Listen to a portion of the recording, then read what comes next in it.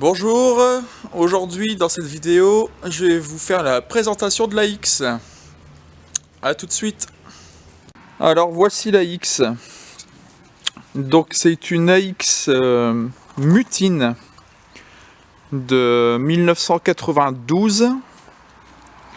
Donc c'est une phase 2, mais qui comporte encore des éléments de phase 1. Et vous ne pouvez plus trop les voir parce que j'ai déjà changé avec les éléments de phase 2.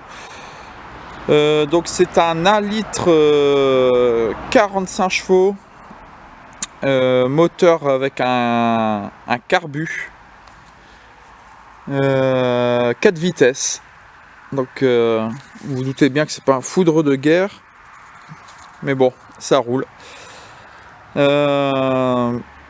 Donc il y a déjà des choses qui ont été faites et quelques-unes qui restent encore à faire. Chose qui a été faite notamment ici sur la face avant. Les deux phares ont été démontés. J'ai retiré les vitres pour tout nettoyer l'intérieur qui était vraiment dégueulasse et ce qui rendait les vitres vraiment ternes. Donc les phares ont été nettoyés, recollés au mastic puis réinstallés. Et on voit vraiment la différence entre avant et maintenant. Deuxième chose, il y avait les clignotants orange qui sont passés en clignotants blanc de la phase 2. Clignotants orange qui sont ceux de la phase 1, j'ai mis les blancs de la phase 2. La calandre qui était une calandre de phase 1, j'ai mis une calandre de phase 2. Donc voilà pour la face avant. Sur le côté, qu'est-ce qu'il y a eu de fait? Il y a eu les... J'ai déjà fait les freins avant. Les freins qui étaient nazes lors de l'achat de la voiture. Vu que j'ai une autre AX de 98 pour pièces détachées dans ma grange.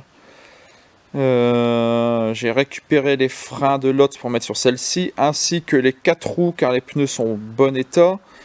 Ceux qui étaient montés sur celle-ci à l'achat étaient usés et en plus les dimensions étaient différentes quasiment à chaque roue. Autre chose, j'ai mis les portières de l'autre AX. Alors l'autre AX est une AX tonique. J'ai mis les deux portières complètes, donc avec l'habillage intérieur de la porte.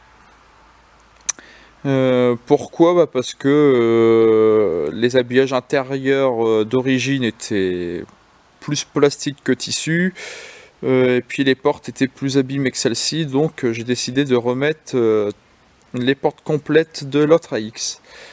Vu que c'est une tonique, je vais revenir sur l'intérieur après, mais l'intérieur va passer en tonique aussi. Qu'est-ce qu'il y a eu ici? Les baguettes de toit, vous voyez ici une noire et là-bas une blanche. Alors d'origine c'est les noirs, ceux de l'autre AX sont blanches, donc je mets les blanches de l'autre AX. Ça fait déjà un petit peu moins tache. Donc ça, j'ai fait un essai là-bas, on verra ensemble pour celle-ci. Qu'est-ce qu'il y a eu encore?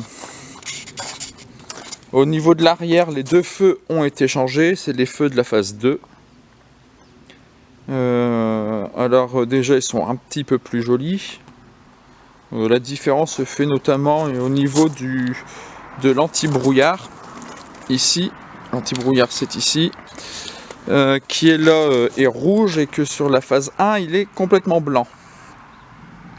Et pourquoi je les ai changés aussi? Parce que les platines d'origine étaient nazes, donc j'ai remis les platines de l'autre AX.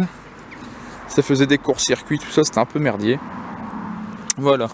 Aussi également, vu que j'ai changé les portes pour éviter d'avoir plusieurs clés, parce que ça c'est les serrures de l'autre AX qui sont montées sur ces portes-là.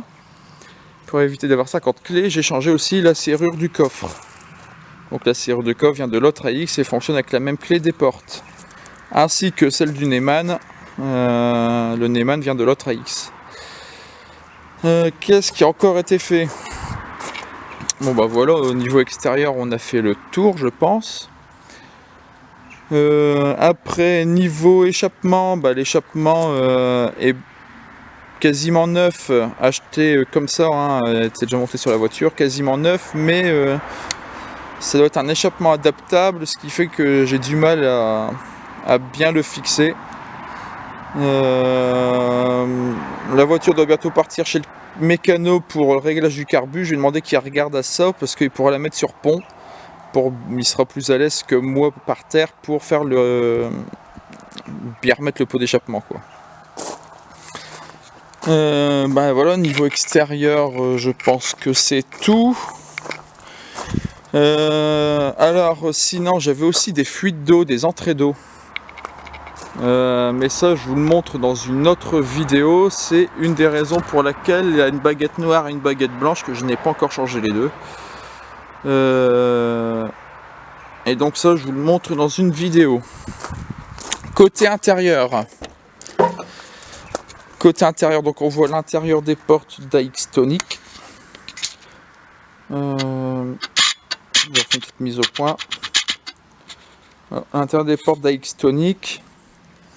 Là par contre on est sur les sièges d'origine qui vont partir sur des sièges d'AX-Tonic. Et les sièges AX-Tonic sont un petit peu baquets et ont le même tissu que les portières. Le volant est celui de l'AX-Tonic également. Le pommeau de vitesse tout pourri, celui d'origine était complètement mort, a cassé dans les mains, donc c'est un pommeau d'origine de merde. Il faudra que j'en retrouve un d'origine. Côté intérieur, qu'est-ce qu'il y a eu de fait? Donc la fuite d'eau, l'entrée d'eau se trouvait ici au pied passager. La moquette était complètement détrempée, l'isolation en dessous était foutue, complètement trempée. Sachant que l'isolation était foutue, une des choses qui sera faite, c'est au moment de changer les sièges, je viderai carrément l'intérieur de la voiture, j'enlèverai la moquette et je changerai l'isolant en dessous. On verra ça en vidéo. Niveau autoradio, alors vous voyez l'autoradio un peu space, c'est un autoradio de Scénic qui ne comporte pas d'écran. En fait, déjà quand j'ai acheté la voiture, tous les câbles derrière étaient arrachés. Donc je vous expliquerai comment faire pour repérer les câbles. Et j'ai mis donc cette autoradio là de Scénic et je vous expliquerai donc comment on fait pour la mise en route, sachant qu'il n'a pas d'écran. Qu'est-ce qui a été fait encore? Écoutez, plus grand chose. J'aurai aussi les haut-parleurs à l'arrière qui se trouvent là dans les garnitures latérales. Les haut-parleurs seront à changer. Et puis voilà, là j'ai aussi une autre panne, c'est la ventilation ici qui ne fonctionne plus. Ventilation chauffage. Alors j'ai de l'air chaud mais j'ai plus de ventilation. Le problème viendrait peut-être du Neyman. C'est encore une chose à voir aussi, il y a beaucoup de choses à voir. Une autre chose aussi qui est naze, c'est ici, normalement, ici, vous avez un arrêtoir. Quand la porte s'ouvre, le truc boum coince la porte dans une certaine position. Ici on voit que ça a dû être pourri, puis il était retiré. Ici on voit le trou, mais ici on voit qu'un propriétaire a rebouché ça. On va dire comme il a pu. Donc il n'a plus l'arrêtoir, la porte s'ouvre en grand et quand il y a un coup de vent, elle se referme. Mais bon, on va pas se plaindre, c'est une vieille bagnole, on s'en tape. Je vais pas la restaurer non plus son état sorti d'usine. Donc voilà, et après, c'est tout. La bagnole elle a 137 000 km. Oui, il faudra peut-être aussi que je regarde deux choses. L'éclairage compteur. Donc pour le compteur kilométrique, donc la partie ici, l'éclairage ne fonctionne plus très bien, contrairement à ici où l'éclairage fonctionne bien. Pareil au niveau de la jauge à essence ici en haut.